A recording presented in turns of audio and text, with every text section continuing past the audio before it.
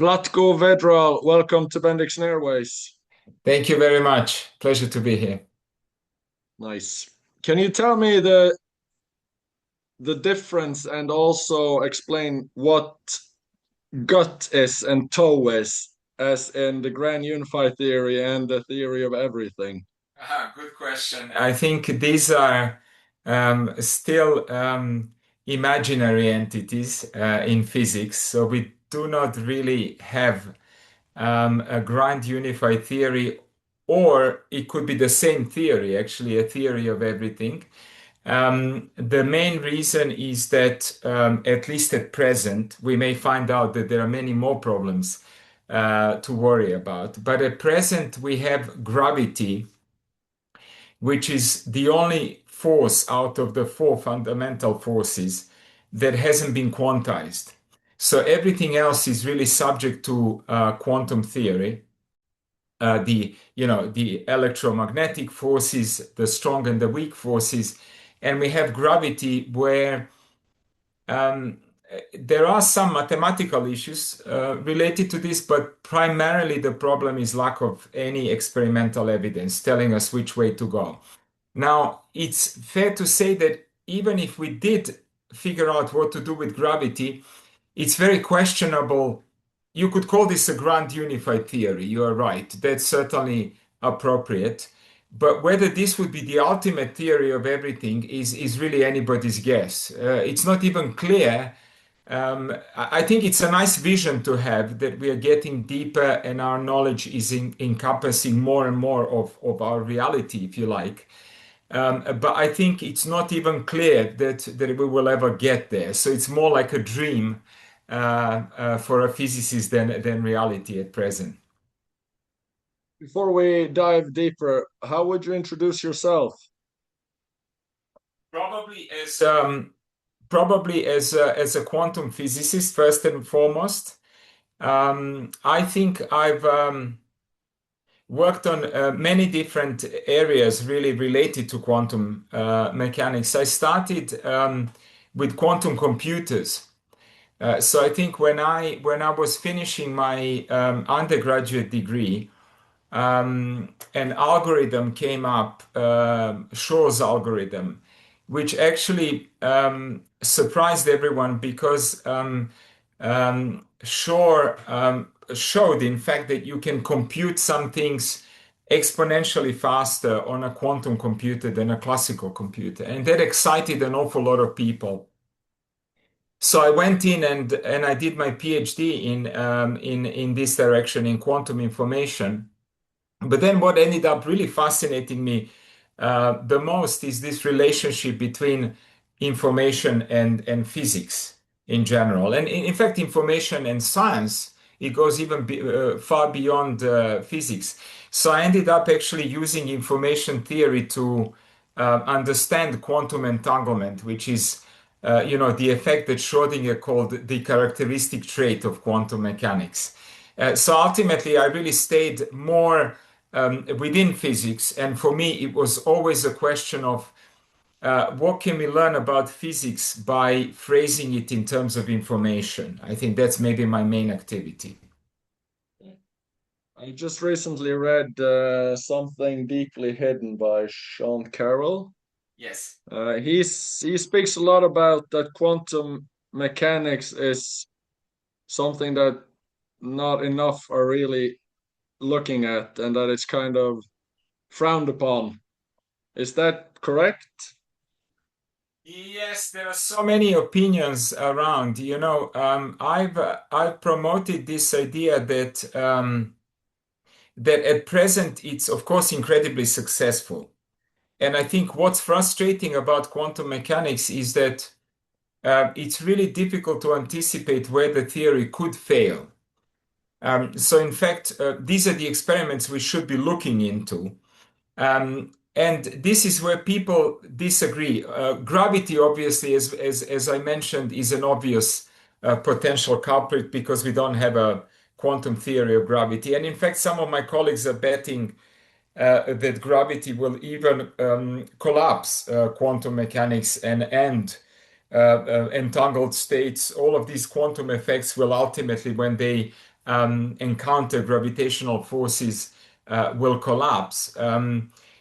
We have no experimental indicator whatsoever. So it's really frustrating that the more we go into the macroscopic domain, so quantum theory started as just as the need to understand tiny systems, atomic spectra in particular.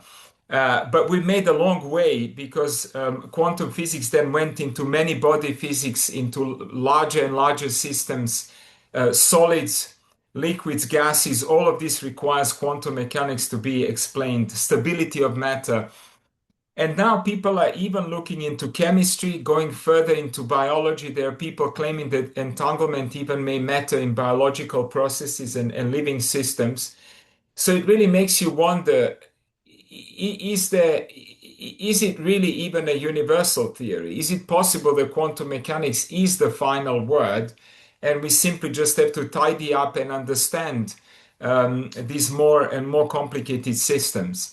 Of course, the other view, as you mentioned, is also possible that there is surely something coming after quantum mechanics, that in fact, and I think it's a very credible view, that the reason why we are struggling when it comes, for instance, to understanding gravity, or when it comes to even bridging the gap between inanimate objects and living systems, it's credible to consider that this is because we don't have the ultimate theory of physics, that there must be something that's coming beyond quantum mechanics. It's very difficult to tell at present. It seems to me, just my own personal perspective, is that we have zero evidence for that view, and that we should really keep pushing into the more complex domains and really just see and try to test whether anything ever goes wrong. And I think that's the first time, if anything does go wrong, that we will have some experimental reason to modify quantum mechanics. But I think at present we have no reason to do so. So when you say that gravity is not quantized, what does that exactly mean? Yes, that's a good question as well. Um, so what it means to quantize something is really to acknowledge that this goes way back to Heisenberg, I should say, the first, what people consider the first proper introduction into quantum mechanics, 1925.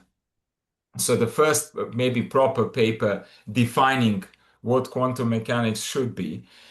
So what he did is he made a really revolutionary claim there. And the claim is that the laws of classical mechanics, laws of Newton, I think this is what he was worried about at that time. But the same can be said about gravity or any other aspect of classical physics. He said that the laws of dynamics, how things change in time, if you look, for instance, at a particle and how the position of a particle changes in time, Heisenberg claimed that you don't need to change this law. The law itself is fine, but the entities that obey the law should not be the ordinary real numbers. Dirac called them C numbers, classical numbers. So, for instance, when we measure a distance that something traveled in, usually you say something like 5 meters. It's 5 meters away from the initial position. Now, Heisenberg claimed that you can't anymore do this. In order to explain how atoms behave, Heisenberg said we need to upgrade these C numbers, the classical real numbers, into what later was called quantum numbers. But they're basically matrices. So what Heisenberg decided is to assign many rows and columns, basically a mathematical entity that's represented by a matrix, and this should now signify the position of a particle. And the same he did with speed of a particle, with energy of particles, and so on.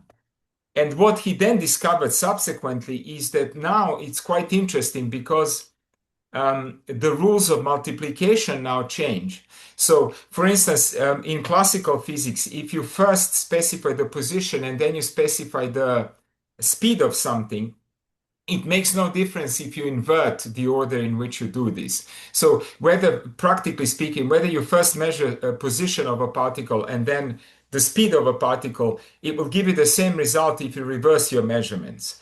But Heisenberg discovered that if you now use these matrices, if you use quantum numbers instead of classical numbers, you actually have to worry about which order these measurements are made. And that's the famous Heisenberg's uncertainty principle. So now, once he discovered that, and once this was confirmed for atoms, then in the electromagnetic field, what this means for the gravitational field is that there are certain things that you cannot measure at the same time in the gravitational field. There are components of the gravitational field that behave very similarly to how a position and the velocity of a particle behave.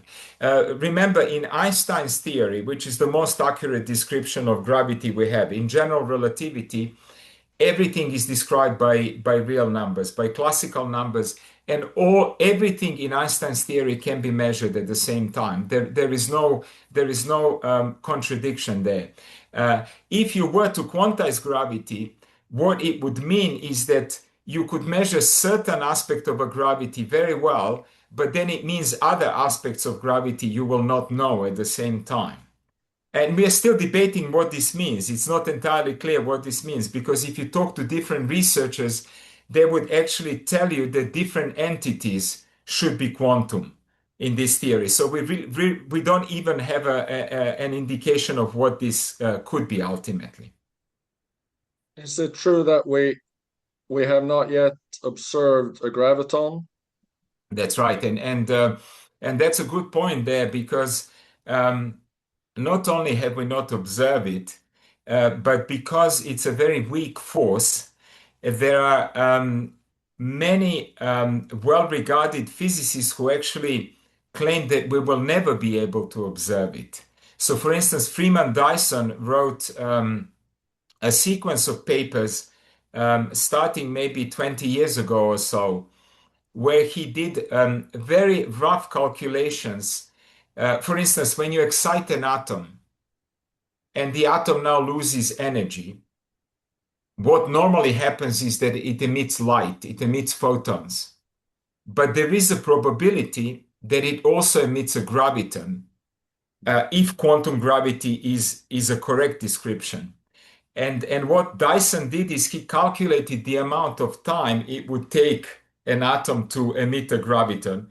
And it turns out to be so long, much longer than the age of the universe. So basically, we simply don't have the time to wait to detect the graviton. And in fact, he analyzed various other schemes, and he either run into trouble with the amount of energy you need for this, or the amount of space, how fine you have to discriminate different distances, or the amount of time that's required for the whole experiment. And actually, he ended up claiming that we may never need to quantize gravity simply because the consequences are unreachable to us, experimentally speaking. So that's yet another view on this problem.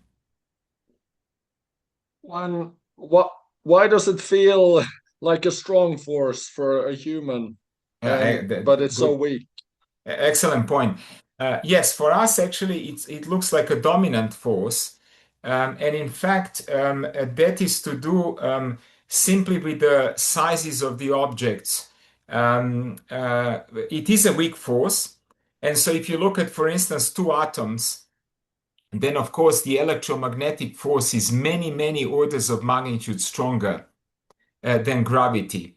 But because we are sitting on Earth, and because of what matters to us, of course, is the gravitational effects of even the moon, for instance, on the tides, certainly of the sun, and other astronomical objects. This feels to us like a very strong force, as you say. But if you compared the equivalent, if there was the electromagnetic equivalent, it would be it would be 40 orders of magnitude stronger than the gravitational force. And that's actually exactly the challenge for us experimentally, because the objects that we want to behave quantum mechanically and the objects that we can control quantum mechanically are usually very small.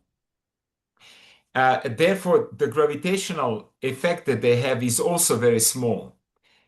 So the question is, can we find a sweet spot where both gravity and quantum mechanics can be maintained? So it mustn't be too big because quantum mechanics could then be extremely difficult to observe, but it mustn't be too small because then gravity becomes very small. And this is extremely difficult, this problem. And there are various ideas there how to try to circumvent it. So what you're saying is that we won't observe a graviton.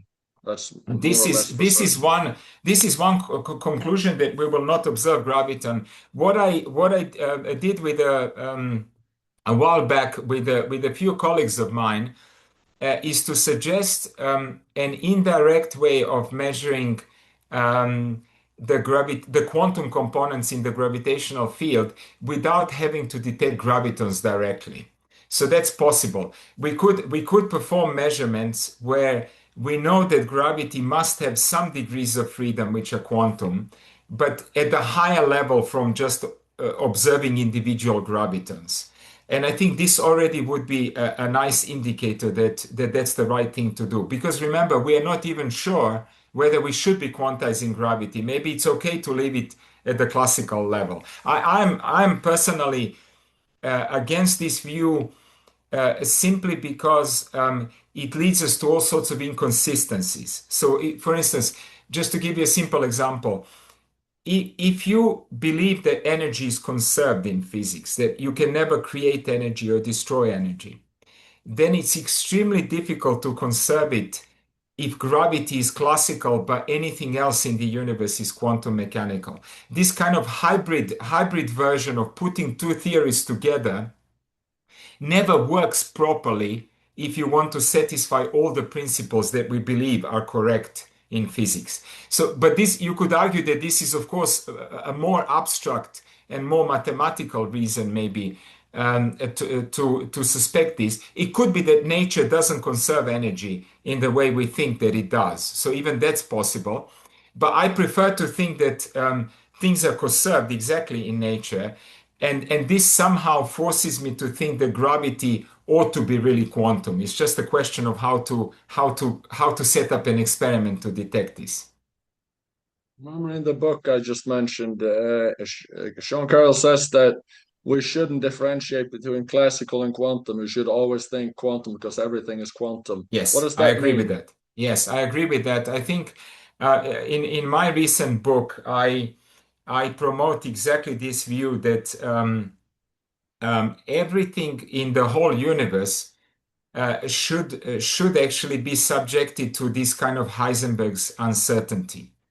And that's independent of how complicated or how macroscopic the object is. Um, so, um, so the question then arises, and I think this is where people potentially disagree. The question arises how to understand classical physics. Why do we, for example, feel that things that matter to us are perfectly well described by Newton's laws? Why when we travel to the moon, why do we never need to use quantum mechanics? Why do we never take into account any of these extra effects? And the answer is very simple, of course, because they are very small. They are, even though they might be there, they become harder and harder to discriminate from other effects when the object becomes larger and larger and more complicated. So I think to me, quantum mechanics never disappears. I agree with Sean Carroll on this one. I think that quantum mechanics is, you should think of the whole universe as quantum mechanical.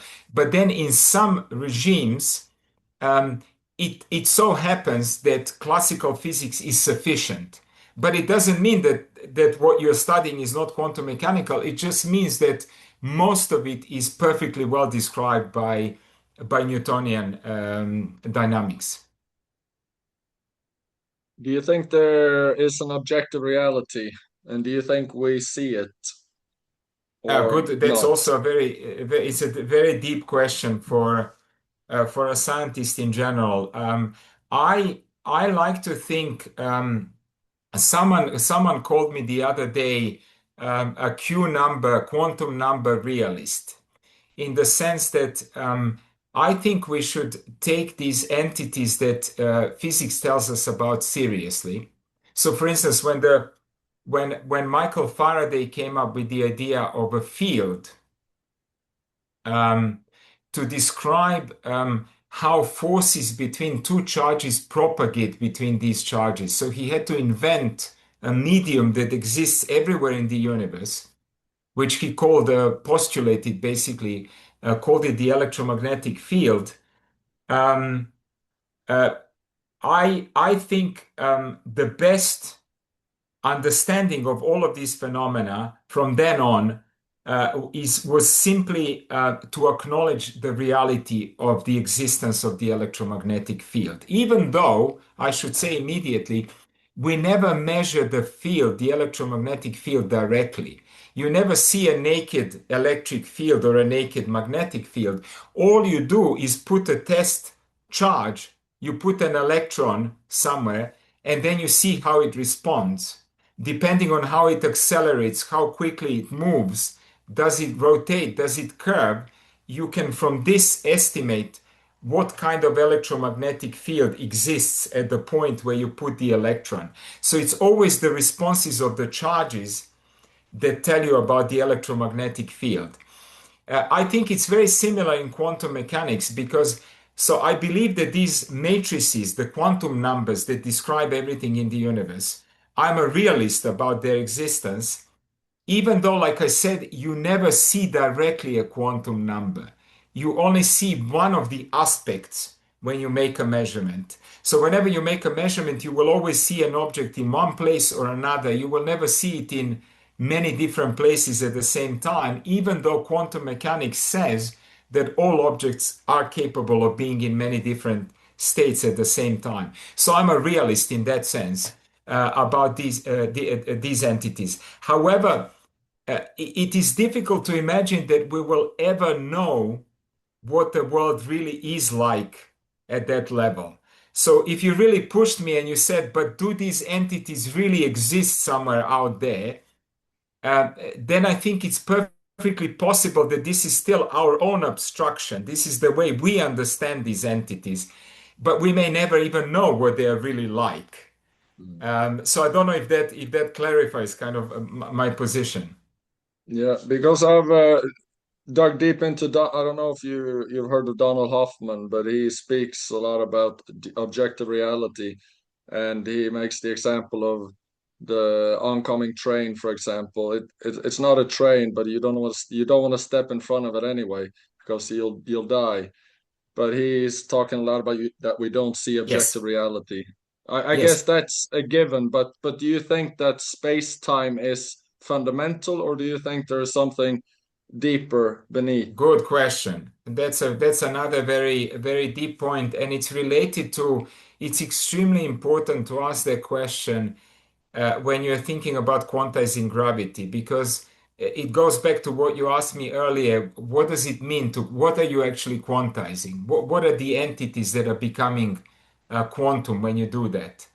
Um, there are people who believe that space-time is fundamental. And what they end up doing is they quantize different aspects of space and maybe even time, depending on your approach. So, for instance, there is an approach called loop quantum gravity, where, for instance, you claim that lengths and areas and volumes are no longer real numbers. They are not characterized by the conventional classical numbers, but they need to become quantum numbers, which is even difficult to imagine how this would work. But it would suggest something like this. If you want to measure the area and the volume of an object at the same time, you won't be able to do that. So classically, we know that if you give me an object, I can simultaneously tell you what the area of the, if I give you a pyramid, then I can tell you what the area of the pyramid is. I just add up all the areas of all the sides, and then I know simply the formula for the volume. But this is in classical physics. If this approach to quantum gravity is correct, then it would mean that you could no longer do that. If you know the area of something, you don't know the volume very well. Exactly the Heisenberg uncertainty principle applied to this. So there are people who take this idea seriously. I am more on the other side at present. Again, it's more my intuition. Like I said, we have no experimental evidence whatsoever which way to go. It seems to me that it's better to think about space and time as being a convenient fiction. Fiction in the sense that we physicists introduce a grid because it makes it easier for us to phrase our theories and to do our calculations. But it seems to me that everything can be done without reference to space-time. Space-time is probably in this picture something that emerges out of more fundamental entities than directly being there and being quantum mechanical, for instance. So I prefer to think of fields as being there and being quantum mechanical, and space-time being some kind of either a convenient grid for us or even some kind of emergent phenomenon. Um, and how exactly it emerges is again very unclear. There are many different views in that direction as well. Because I've read some of Nima Arkani Hamed's work, and he works. I know he works with Hoffman Yes. on. He says that space-time is doomed, and that there are objects, or how you should call it, lying beneath space-time. He talks about the amplituhedron, etc. What does this exactly mean? What are geometries behind space-time? Oh, well, again, one idea is this loop quantum gravity where you have to talk about some kind of discretization of space-time. So when you talk about these fundamental objects, you would be talking about, for instance, these pyramids, which have exactly the smallest size that you can possibly have in the universe. So, in quantum mechanics, usually when you quantize things, they tend to become discrete, whereas classically they were continuous. So energy is discrete. The existence of gravitons is one of the consequences of this. Of course, photons as well, the particles of light, are also a consequence of quantization and the discrete nature of these things. So people think when you quantize space-time, if that's the right thing to do, you are looking for an underlying structure that gives rise to this continuous classical space-time. But actually, in the underlying picture, all you can talk about is quanta, different quanta of volumes, of areas, of lengths of different regions, even quanta of time, possibly, chronons, as people call them. So it could be that we are talking about the smallest unit of time that could possibly exist in the universe.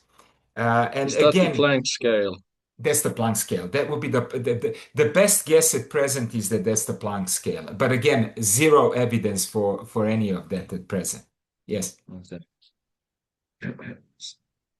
So uh, we spoke about the uncertainty principle, and what do you think of the many worlds interpretation then?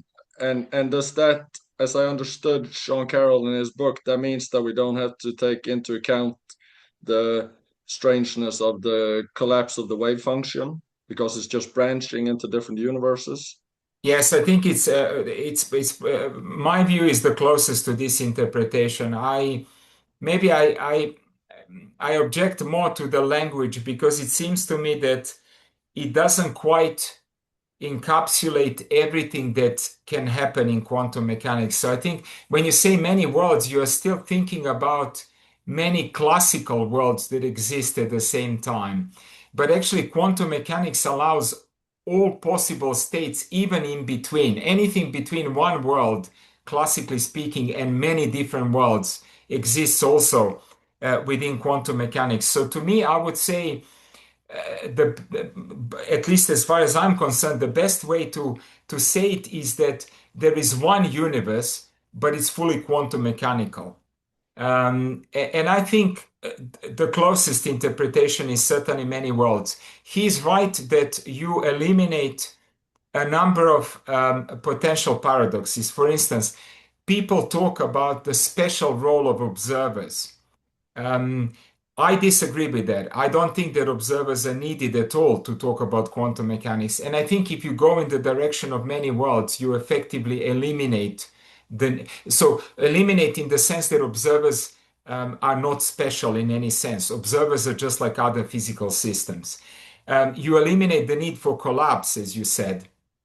And I think also you find it much more easy to integrate all of these conservation principles that I was talking about. I think this is is the only interpretation at the moment, I think, that allows us to put all of these other principles together and phrase them in a consistent way, that they're all upheld at the same time. So to me, it has many advantages. There are no discontinuities, there are no collapses, there are no observers. All of the principles, conservations, the equivalence principle are upheld exactly in this universe. Of course, Why are there yes, no observers? Why are there no observers if you look at the double slit experiment? yeah, good point. How do you then interpret that? It's a good question. It's actually a very important point, and I think there is a lot of misunderstanding out there when people discuss these things. So, in order to destroy, it's an excellent point. In fact, that's the key aspect of that. Frequently, we talk about that the particle goes through both of the slits in this experiment, unless we look at it. And if you look at it, you will see that it goes either through one slit or the other slit, and then you will not see any quantum effects. There is no interference. I think this is true, but this mistakenly suggests that you need to look at it yourself. There is a much simpler way of destroying interference, which is the following one. And actually, the French physicist Fresnel describes this very nicely already in classical optics. So, what's enough is to have another degree of freedom, which changes depending on whether the particle goes through one slit or the other. Let's say we're talking about an electron, and the electron has a spin up or spin down state. Now, it's enough, for instance, that when the electron goes through one slit, the spin is up, whereas if it goes through the other slit, the spin is down. And this spin itself, it's only one bit of information now. The spin is telling you whether the electron is going through the left-hand slit or the right-hand slit. This one spin of information is enough to destroy the interference fringes. There is absolutely no need for us to observe anything. You can just simply collect all of the data, and you will then see that the spin itself actually is responsible for destroying the quantum effect. So when you talk about observers, it's very important not to give the impression that an observer requires complexity, it requires intelligence. It doesn't need to be even a computer. It's as simple as another quantum bit, if you like. And so long as you entangle this quantum bit with the relevant information, you will actually destroy superpositions and quantum effects. And I think that's all there is to it. That's basically how we can argue how classical physics, if you like, arises out of a universe that's fully quantum mechanical. Is that a controversial view, or is that something most physicists agree on? I suspect most physicists agree with this. I think they would agree with this statement. Where they tend to maybe disagree is that there could be other things that are capable of collapsing quantum superpositions. So this view that I told you about is called decoherence. And in fact, most people would say yes. What usually leads to the collapse, if you like, if you want to use that word, of superpositions, is the fact that these superpositions are now becoming entangled to the environment. They're becoming entangled to other degrees of freedom that we cannot even control. But this doesn't deny that everything together is still quantum mechanical. It's just when you look at the system on its own and you ignore all other degrees of freedom, the system suddenly starts to behave classically. So I think this is not controversial, but what is controversial is whether this would account for all collapses of quantum states. So there are people who would say, yes, we accept decoherence. However, there could be extra things that are happening at the same time. And at the moment, we have no evidence for that. I have to ask about consciousness and if you think this has a place. Consciousness, to me, fascinating question. Especially, I like this direction of the field that people call quantum biology, right? So, trying to really verify whether nature has evolved certain quantum computations and whether there was even an evolutionary pressure for some processes in living things to really utilize quantum superpositions, even entanglements and the full quantum dynamics. I must say, to me, I think there is quite a lot of evidence that this is the case. And I would be surprised, in fact, if nature didn't utilize quantum mechanics, because we know from quantum computing that you can do many things much more efficiently. You can store more stuff, you can do it more faithfully, you can compute things faster. However, when it comes to consciousness, we have no evidence so far for anything quantum mechanical there. But again, if you think about it, um, certain processes that are taking place in very small areas, very short times, to me, it sounds very natural that we should think about them quantum mechanically. Whether this is directly related to, let's say, our consciousness or even our subconscious, sometimes there are speculations that our subconscious information processing, it's really all to do with uncertainty. It's subconscious because we are exploring many different states at the same time. And as soon as we become aware of what we're thinking, that acts like a collapse in some sense of the wave function. I think this is an extremely interesting idea. What's difficult, it seems to me, is to come up with good experimental tests how to even verify whether any of this is true. But I think this is the future. It seems to me quantum mechanics will be going into more and more complex phenomena. And I think there are already a lot of interesting ideas in that direction. Quantum consciousness, which part of consciousness could be quantum even? Even if most of it is maybe not quantum, it could be that some crucial steps are really quantum mechanical. So I'm very open to all of this. So, third, is there a possibility that consciousness could be fundamental, the objective reality we spoke about? Oh, that's a good, that's again, my intuition goes in the opposite direction. And again, it's just an intuition that um, it seems to me that consciousness requires a certain degree of complexity and information processing ability.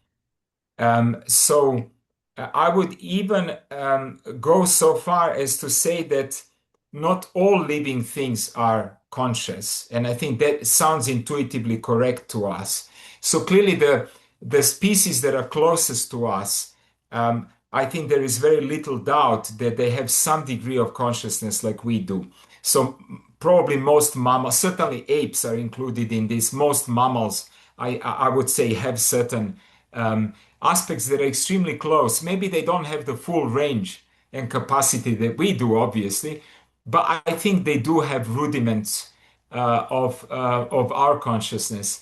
If you go down this evolutionary scale, I think there is a cutoff point. I think it must be that there is an evolutionary point which could even be pinpointed more precisely, and I think it will be probably one day by biologists, where consciousness really starts to emerge. That there was some evolutionary genetic change that allowed for that.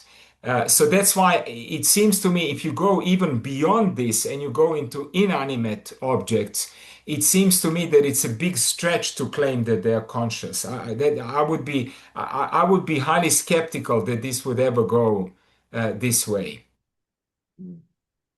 You've argued that information may be fundamental to Yes. physics. What does that actually mean? Yes, that's also a very. I should explain a little bit what I have in mind.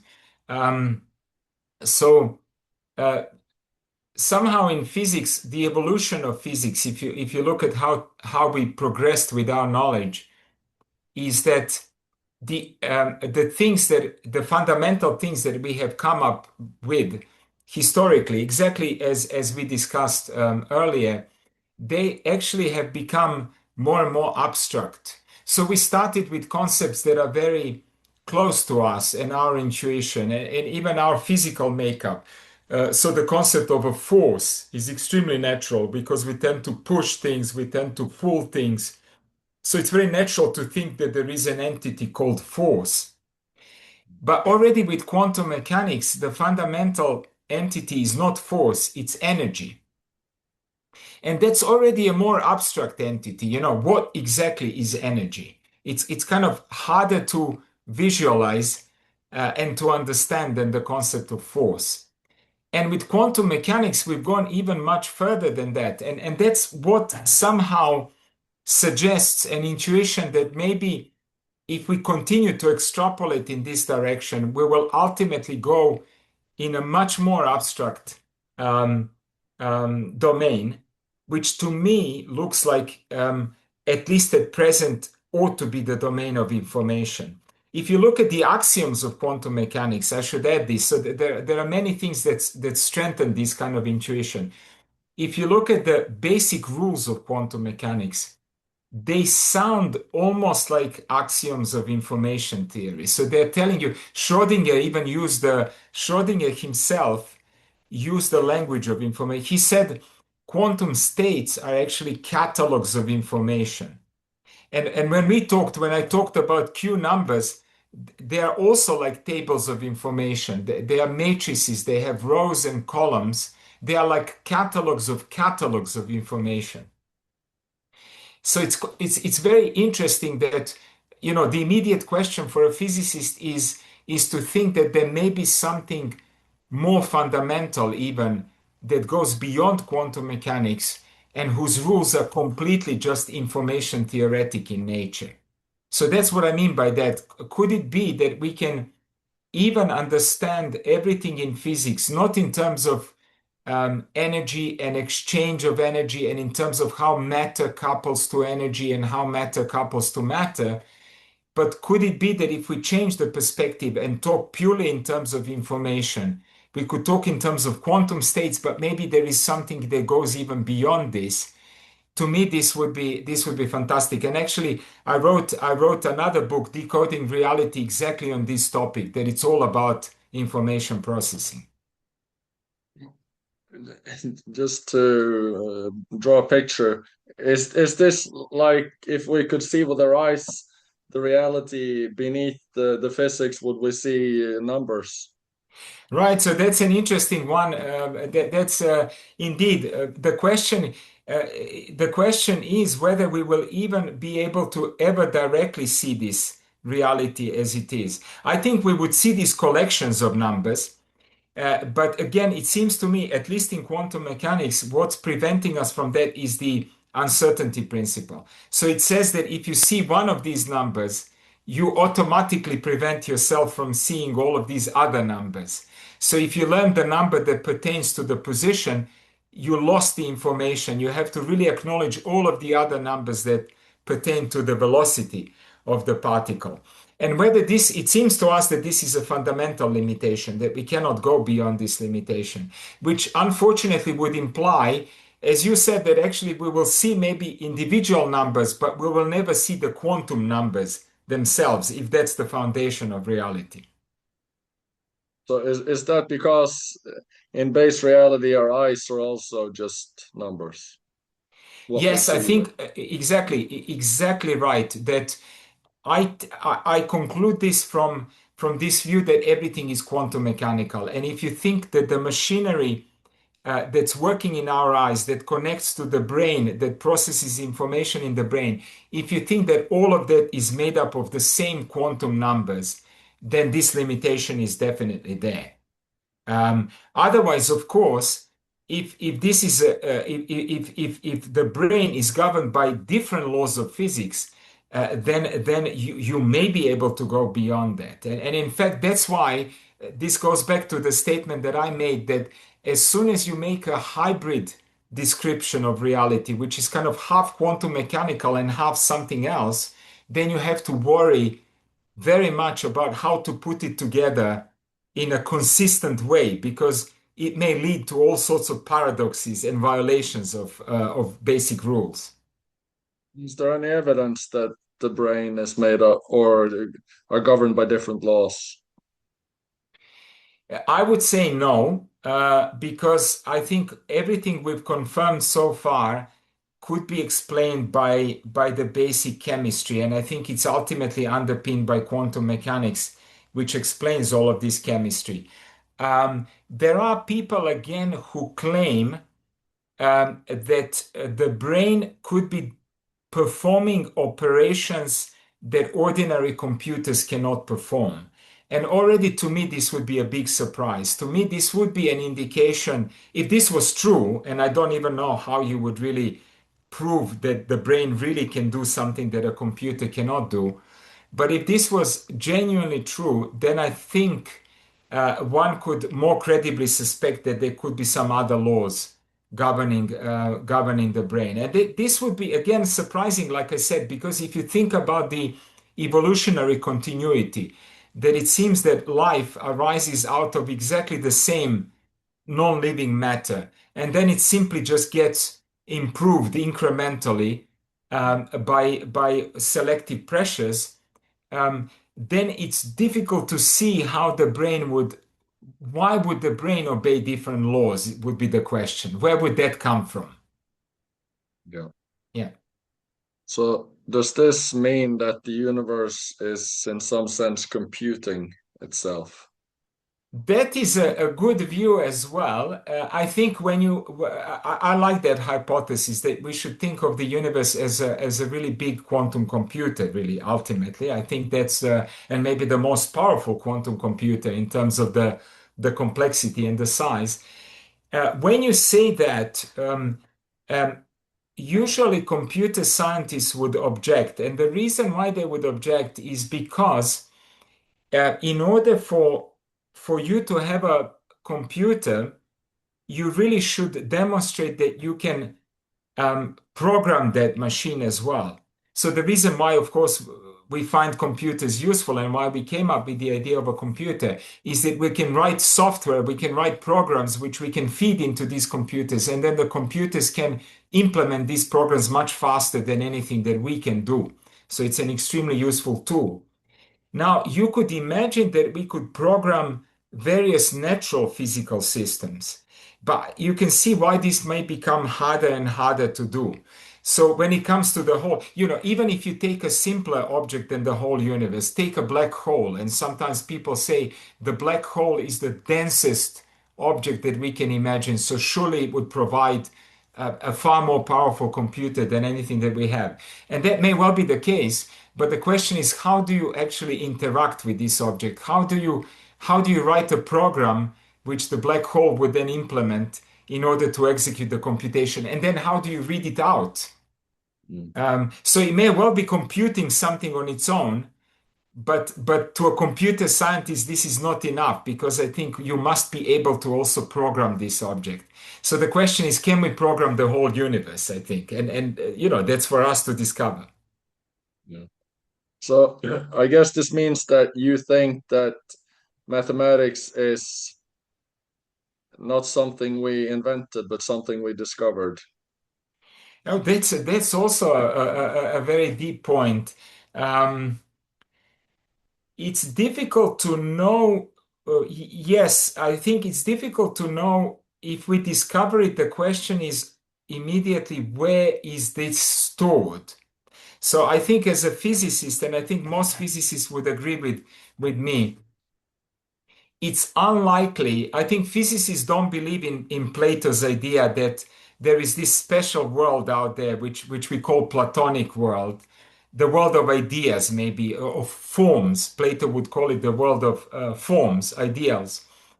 And for him, he really thought that this world existed separately in the universe and it somehow interacted with our own world. In fact, Plato thought that our world is like a very bad imitation of the world of ideas. So I'm not a realist in terms of mathematical objects in this sense. I don't think that they exist in some special universe. But what it seems to me the right way to think about this is that the universe has the right laws of physics to give us the kind of mathematics that we discover. So probably the fact that, for instance, integers play a very big role for us, the fact that 1 plus 1 equals 2 and the basic rules of arithmetic have something to do with the fact that the world is quantum mechanical. So in that sense, you could argue that we are discovering mathematics in the same way that we are discovering different theories in physics. But I don't think that there is a container somewhere in the universe where all of these mathematical laws and mathematical theorems are really sitting independently. I see. Just to ask you about the black hole you mentioned, what's inside? Good question. Yeah.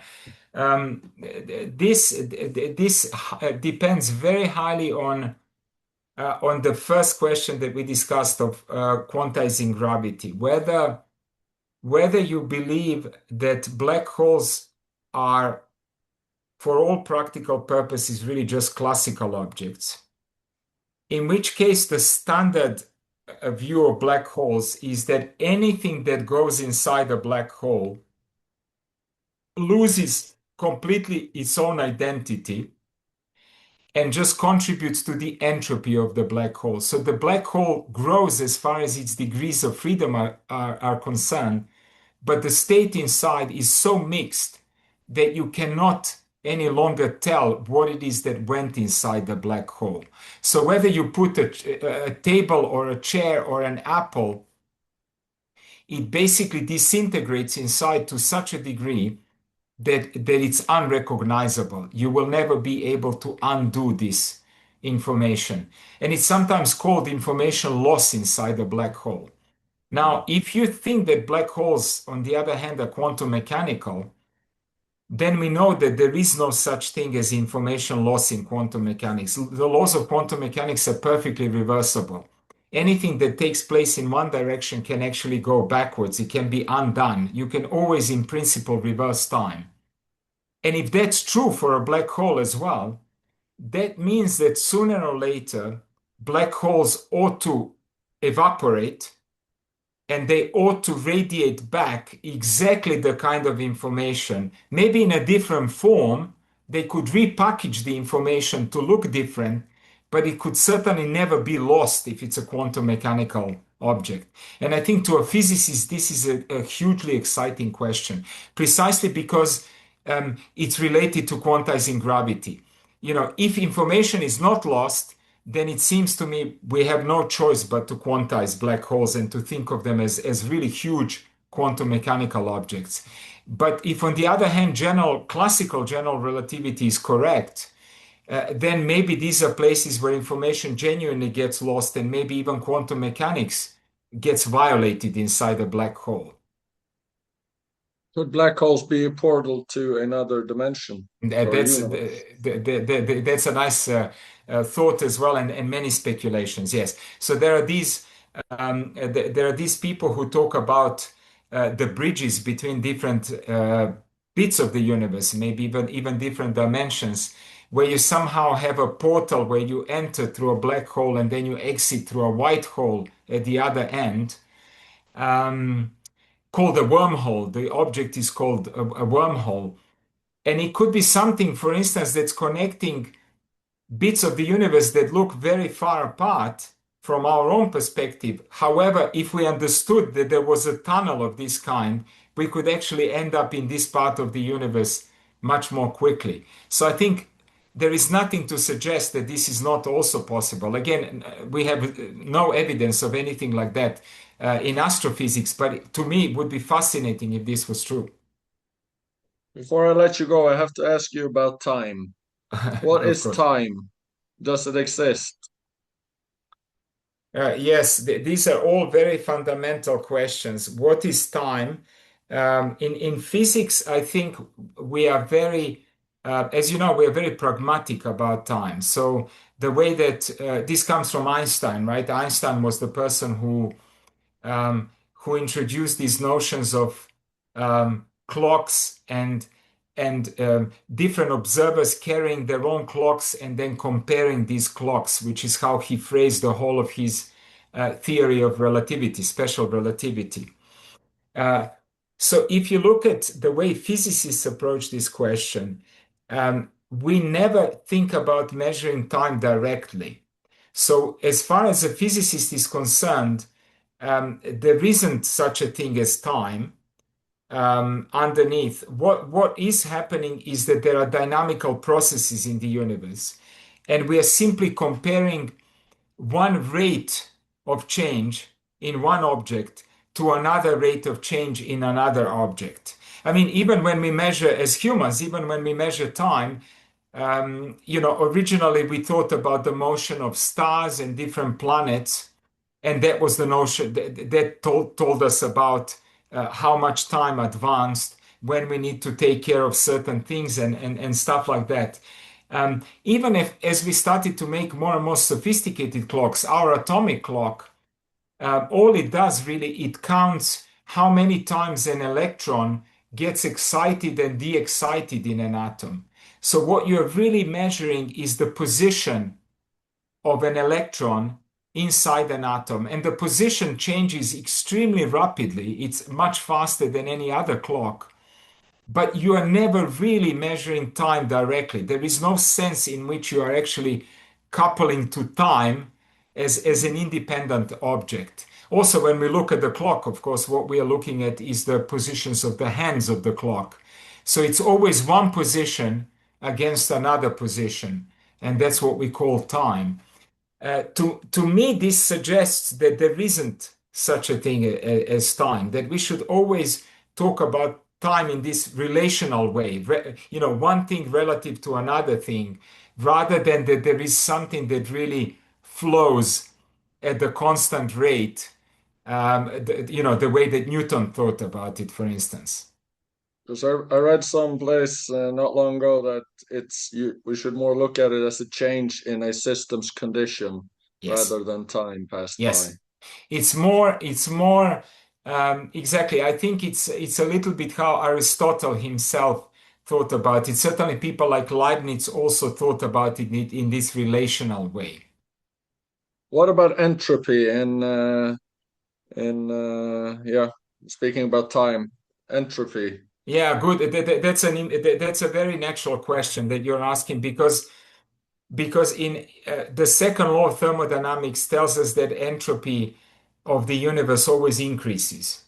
And you could say, well, if that's true, isn't this like the best possible quantifier of the change in the universe? And frequently people even talk about the arrow of time being the increase in the entropy of the universe.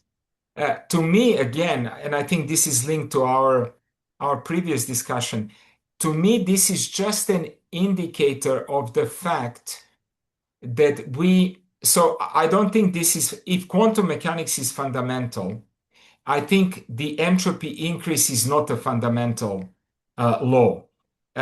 If quantum mechanics is fundamental, then entropy of the whole universe always stays the same. It never increases and it never decreases. The total information in the universe is always constant. So it cannot be created, it cannot be destroyed, which would mean that this arrow of time is not fundamental. It's kind of a superficial thing that we observe simply because we don't have the perspective of the whole universe.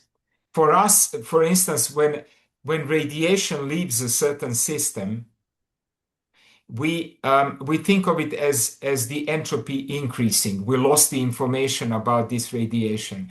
Whereas in fact, if you think at the level of the whole universe, the information, and again, if quantum mechanics is the right way to think about it, the information is really never lost. It's always there. So somehow it seems to me that this arrow of time would not at all exist in the quantum universe. So this wouldn't be a fundamental way of talking about time. Lastly, then, is it possible to do your work without asking yourself the big philosophical questions? Very difficult because I think you come up against these things all the time. And the tricky bit is, as you know, for a physicist, the tricky bit is to really always try to convert them into a practical experimental question. So even when I think about interpretations of quantum mechanics, there is the Copenhagen interpretation, there is the many worlds interpretation, there is the hidden variable interpretation, all sorts of interpretations. And by their very nature, people say, well, they're just interpretations. They agree about all of the observable facts. But in fact, that's exactly the interesting thing, to push them as far as you can to the domain where they might start to disagree. And that's where it becomes interesting for a physicist. So physicists somehow should understand all of these philosophical issues. But I think as physicists, we should be able to go beyond that, extrapolate them, and then see how different interpretations lead to different experiments, and then test them and see whether something interesting happens there. But the line is very blurred. There isn't a strict line between physics and philosophy. Last one, then. What is the meaning of life? I think when you ask a physicist this question, probably we're just as clueless as anybody else. Um, Difficult to tell. Of course, each of us has a strong sense of meaning in our own lives. But you can easily argue that this is just a meaning that's relative to us. And it can be explained rationally through even evolution, let's say, why we care about certain things. Because of course, all of us humans, even when we are very different from one another, we seem to have a set of things that really we care about a lot. They make us happy, and they give us meaning, as you say, to what we experience. But as a scientist, if you lift yourself above that, it would seem that there isn't a more absolute way of talking about the meaning than this. It seems to me it always has to be phrased with respect to ourselves. And it's clear that then we can easily discuss this. And I think this is a very important topic for our lives. But at the level of the universe, if it's really true that life simply arose by some accident out of inanimate matter, it's very difficult to ascribe any kind of higher level meaning to the universe as a whole. I think it only carries the meaning that we ourselves attribute to it. I don't think there is a more fundamental meaning. Vlatko, thanks for a very informative conversation. Thank you very much, Alexander. Tusen takk for at du hørte på Bendiksen Airways. Dersom du har tips, kommentarer eller vil gi en vurdering av episoden, så gjør gjerne det. Det setter jeg stor pris på.